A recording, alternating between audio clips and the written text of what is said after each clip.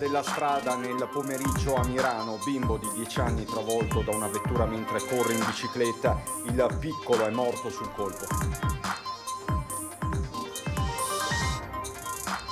Il bimbo che aspettava è nato morto all'ospedale di Mestre, lei resta ricoverata alcuni giorni in rianimazione, la famiglia della donna ha presentato un esposto in procura.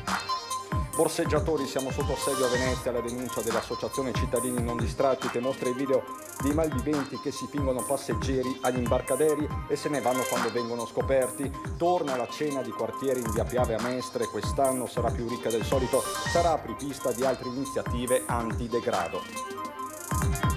La Guardia Costiera recupera sul litorale a Pellestrina la carcassa di un delfino, la segnalazione di un passante, l'animale presenta numerose ferite.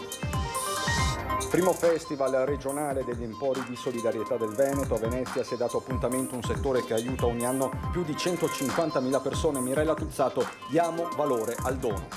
Taglio del nastro per la nuova palestra all'aperto realizzata attorno ai giardini di Sant'Elena. È la quarta palestra all'aperto che viene finanziata per un investimento complessivo di 105.000 euro con i fondi europei.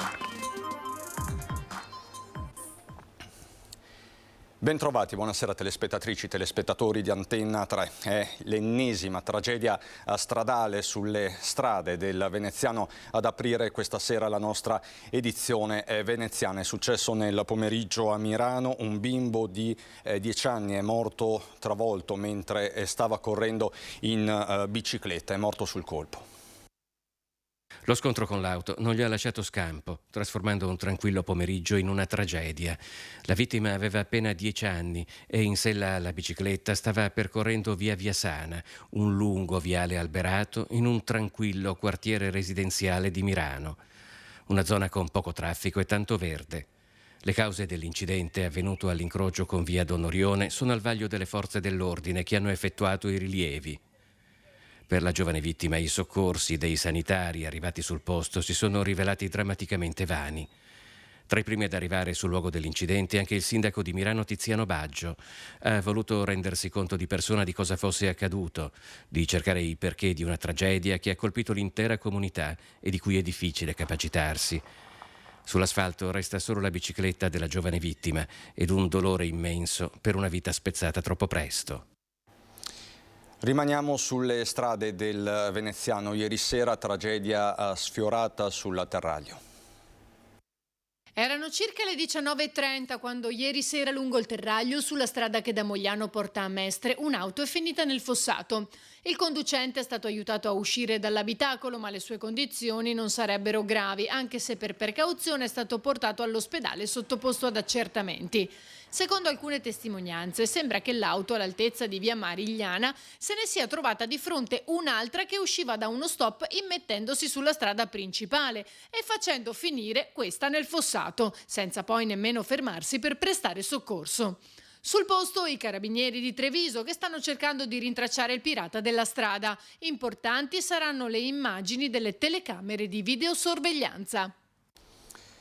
Il bimbo che aspettava è nato morto all'ospedale di Mestre. Lei resta ricoverata alcuni giorni in rianimazione. La famiglia della donna ha presentato un esposto in procura. Una 26enne bengalese residente a Mestre da poco ha presentato un esposto ai carabinieri perché si faccia chiarezza su quanto accaduto. Lo scorso 12 maggio nell'ospedale All'Angelo il bambino che attendeva è nato morto e lei ricoverata in rianimazione. La donna, che fino a pochi mesi fa viveva in Sicilia, si era trasferita con la famiglia durante la gravidanza. Secondo quanto ricostruito dai suoi legali, nel 2021 ha dato alla luce un bambino con parto cesareo che le aveva causato alcuni problemi. Questa seconda gravidanza sembrava più regolare, almeno secondo quanto stabilito da un consultorio del catanese, e così dopo il trasferimento dall'ospedale di Venezia e da Villa Salus. Successivamente anche l'ospedale All'Angelo durante una visita il 14 aprile avrebbe confermato che la gravidanza procedeva regolarmente. Ma all'appuntamento dell'11 maggio i medici, secondo quanto riportano i legali, avrebbero deciso di ricoverarla inducendole il parto attraverso degli ovuli e la sera avrebbe iniziato a sanguinare. Dall'ecografia si rilevava l'assenza del battito del piccolo. La donna sarebbe dunque stata sottoposta a un cesareo d'urgenza il 12 maggio, ma il piccolo Ahmed è nato morto e lei ricoverata in rianimazione e dimessa il 31 maggio. La valutazione in merito alle corrette modalità di gestione è stata eseguita nel pieno rispetto delle linee guida ministeriali e dell'OMS e pienamente condivisa con la partoriente e i suoi familiari, ha replicato l'Ulstre. Anche la gestione dell'emergenza continua ha aderito ai protocolli necessari. L'azienda vicina alla famiglia si è messa a disposizione per ulteriori verifiche, ma rifiuta ogni ricostruzione non veritiera e ambigua, smentendo ogni insinuazione su altri casi di morte durante il ricovero ospedaliero avvenuti negli ultimi 12 mesi in un reparto in cui si svolgono circa 2000 parti al giorno, conclude. Andiamo a Venezia, c'è un'allerta precisa, allerta borseggiatori.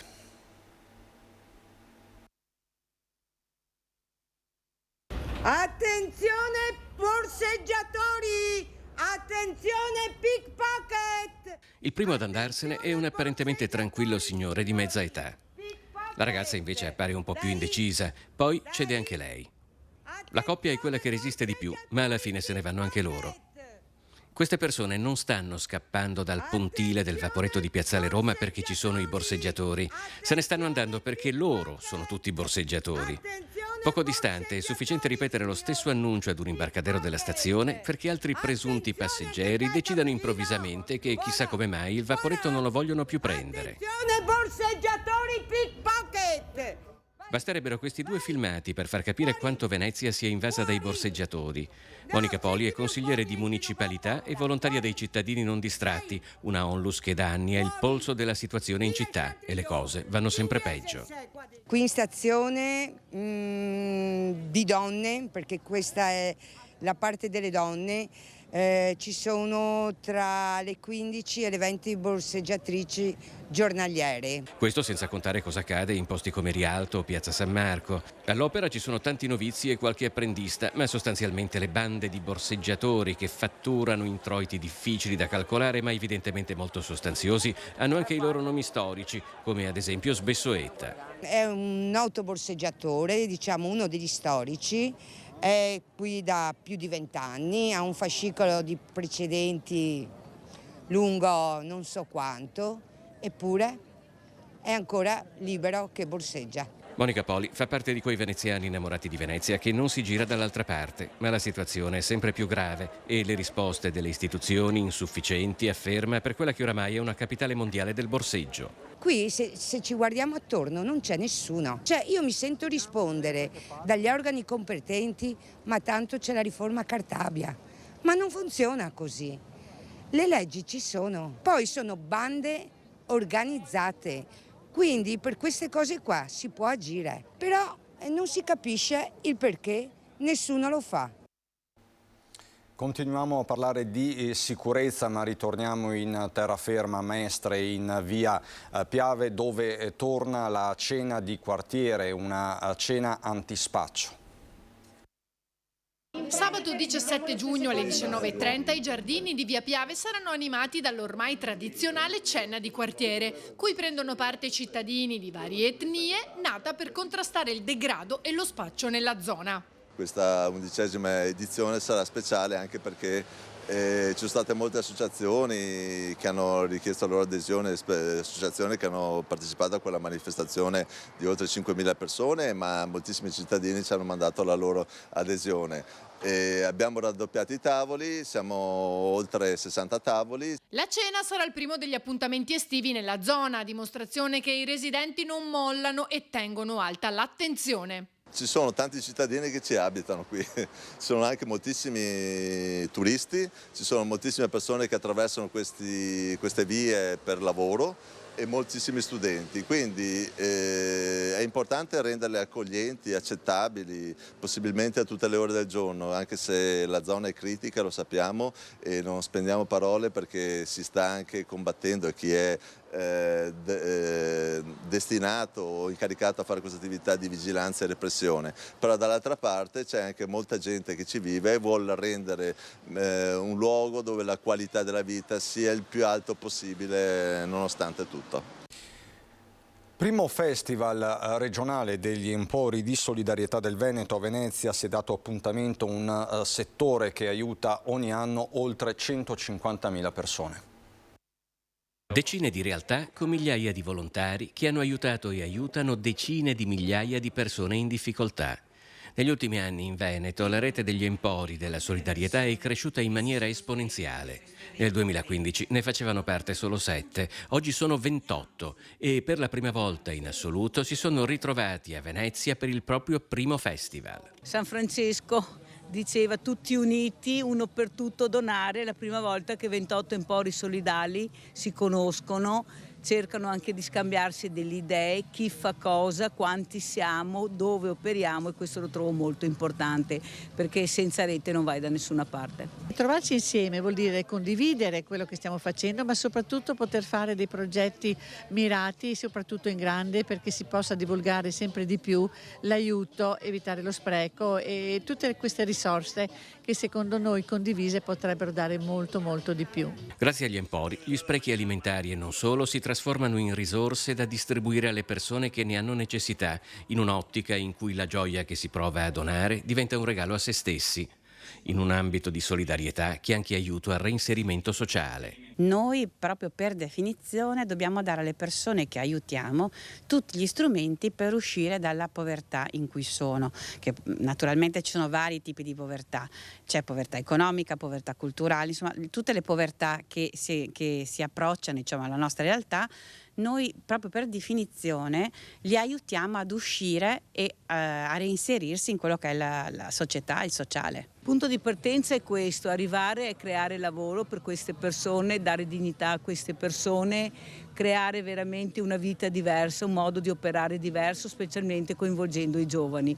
Abbiamo visto con questo progetto importante dell'acquaponica per gli orti sociali l'importanza di dare ascolto a questi giovani che forse sono più illuminati e sanno veramente centrare l'obiettivo più di noi. Questa mattina la Guardia Costiera ha recuperato lungo il litorale di Pellestrina, in località San Pietro in Volta, la carcassa di un delfino. La segnalazione è stata fatta da un passante. L'animale presenta numerose ferite e ora le cause della sua morte verranno valutate dagli esperti. Così dunque a Pellestrina. Per noi adesso la pubblicità, fra poco.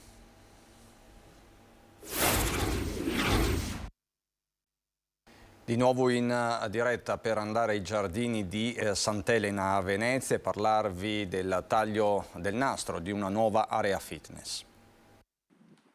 Sant'Elena, all'interno dei giardini, a pochi metri dallo stadio Pierluigi Penzo, ha ora una palestra all'aperto realizzata con attrezzatura che consente a tutti di praticare attività fisica all'aperto. Una novità che ha preso spazio durante il Covid in terraferma e poi si è concretizzata anche in altri luoghi della città, come il Lido. Ora tocca a Sant'Elena.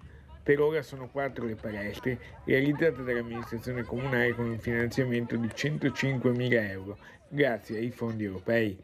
Ma il vice sindaco ed assessore allo sport Andrea Tomello ha annunciato entro la fine del 2023 nuove aperture in altre zone della città. Inaugurata anche l'area fitness ai giardini di Sant'Elena a Venezia, il completamento di 4 nuove aree fitness in tutto il comune, sono in programma altre 14 aree in tutto il territorio comunale, dalla terraferma alle isole, questo per dare spazio all'attività sportiva all'aperto, spazio a tanti cittadini che vogliono stare nei parchi, godersi i parchi, le aree verdi e fare anche attività sportiva. Un tassello che va, diciamo, a migliorare i parchi, va ad arricchire i parchi di un'offerta ulteriore per renderli sempre migliori e più attrattivi alla cittadinanza. Al taglio del nastro con il vice sindaco con delega allo sport Tomello, a fare gli onori di casa c'era la squadra juniores femminile del Venezia Football Club, accompagnata dalla responsabile del settore giovanile Grazia Trentin, con loro anche alcuni atleti del CUS Venezia, favorire la pratica dello sport all'aperto e rendere così ancora più vivibili le aree verdi della città. Sono questi i 2 obiettivi alla base della realizzazione delle nuove aree fitness nel territorio comunali. Presenti all'inaugurazione anche il delegato del sindaco a Isole Scarpa Marta, il consigliere comunale Gervasutti e il presidente di Vela Rosa Salva. E a proposito, domani pomeriggio a Firenze, al Centro Tecnico Federale Gino Buozzi, le ragazze di Geppino Marino sono attese dalla partita più importante della loro stagione. Alle 16 calcio d'inizio della finalissima contro la Res Roma, neopromossa in Serie B, partita secca che mette in palio la Coppa Italia di Serie C. Così dunque lo sport. Per questa edizione da Venezia e provincia è davvero tutto. Vi lascio le previsioni del tempo, buon proseguimento di serata.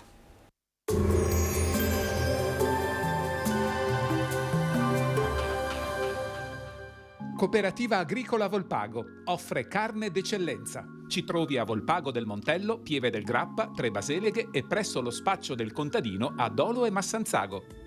Bentrovati al meteo. L'alta pressione fa fatica a consolidarsi sull'Italia e quindi proseguiranno giornate all'insegna della variabilità. Il dettaglio di domenica 11 giugno. Sul Veneto avremo schiarite anche ampie, verso pomeriggio però locali annuvolamenti con precipitazioni sui monti, localmente fin verso le pianure limitrofe, ma insomma si tratterà di episodi temporaleschi in linea con la stagione. Temperature stazionarie minime tra 16 e 18 gradi, massime tra 25 e 29 gradi. Ci spostiamo ora sul Friuli Venezia Giulia. Anche in questo caso tanto sole, cielo in genere poco nuvoloso. Sarà probabile qualche addensamento sui rilievi al pomeriggio con isolati piovaschi.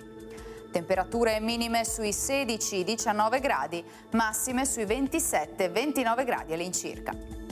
Infine diamo uno sguardo alla situazione del Trentino Alto Adige, dove avremo un'alternanza di sole e nubi con temporali sparsi.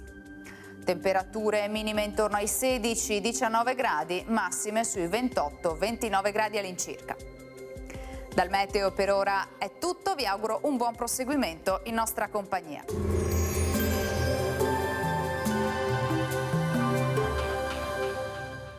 Cooperativa Agricola Volpago offre carne d'eccellenza. Ci trovi a Volpago del Montello, Pieve del Grappa, Tre Baseleghe e presso lo spaccio del contadino a Dolo e Massanzago.